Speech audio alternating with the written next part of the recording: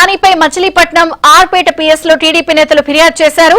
రప్పారప్పా dialogue తో హింసను ప్రేరేపించేలా మాట్లాడుతున్న పేర్ని నానిపై చర్యలు తీసుకోవాలని ఫిర్యాదు చేశారు. పేర్ని నానిని తక్షణం అరెస్ట్ చేయాలని టీడీపీ నేతలు డిమాండ్ చేశారు.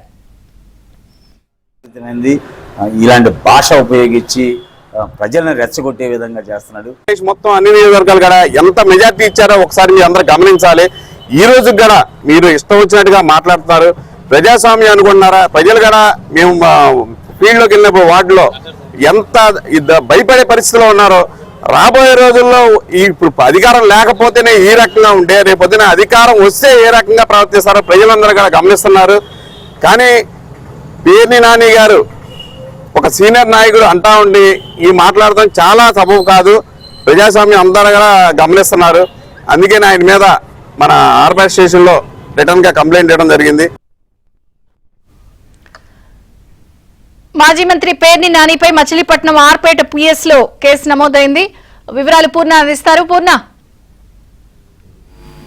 విజయచంద్రిక మాజీ మంత్రి పేర్ని నానిపై మచిలీపట్నం ఆర్పేట పోలీస్ స్టేషన్ లో జరిగింది. ఏది ప్రధానంగా ఇటీవల 3 రోజులుగా పేర్ని నాని చేస్తున్న వ్యాఖ్యలు ఎందుకు ప్రధానమైన కారణం చెప్పుకోవచ్చు. ఎందుకంటే ప్రధానంగా చూస్తే కనుక అటు టీడీపీ కార్యకర్తలను రెచ్చగొట్టే విధంగా మొత్తంగా పేర్ని నాని వ్యాఖ్యలు అయితే ఉన్నాయని చెప్పవచ్చు. ఎందుకంటే రప్ప అంటూ హింసను ప్రేరేపించే విధంగా పేర్ని నాని వ్యాఖ్యలు కూడా గత కొద్ది రోజులుగా కూడా చేస్తున్నట్టు మనకి స్పష్టంగా తెలుస్తుంది. ఎందుకంటే గత 3 రోజులుగా జరుగుతున్న వైఎస్ఆర్ కాంగ్రెస్ పార్టీ సమావేశాల్లో పేర్ని నాని మొత్తం కూడా ఈ టీడీపీ కార్యకర్తలు రెచ్చగొట్టే విధంగా కూడా చాలా మటుకు వ్యాఖ్యలు చేస్తున్నారంటూ కూడా టీడీపీ నాయకులు ఆగ్రహం వ్యక్తం చేస్తున్నారు.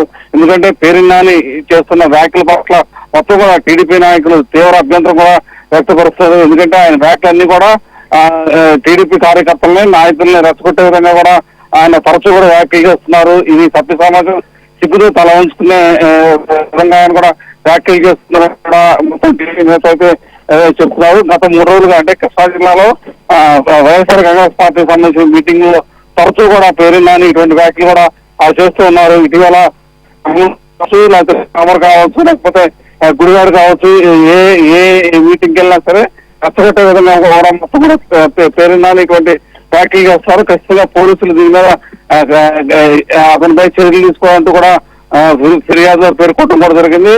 అలాగే టీడీపీ నాయకులు కార్యకర్తలు కూడా అనేక పోలీస్ స్టేషన్ లో జిల్లా వ్యాప్తంగా అలాగే రాష్ట్ర వ్యాప్తంగా అనేక చోట్ల కూడా పేర్ని నానికి వ్యతిరేకంగా అందరూ కూడా కంప్లైంట్లు చేసే పరిస్థితి నెలకొంది. విజయచంద్రిక. Thank you Purna.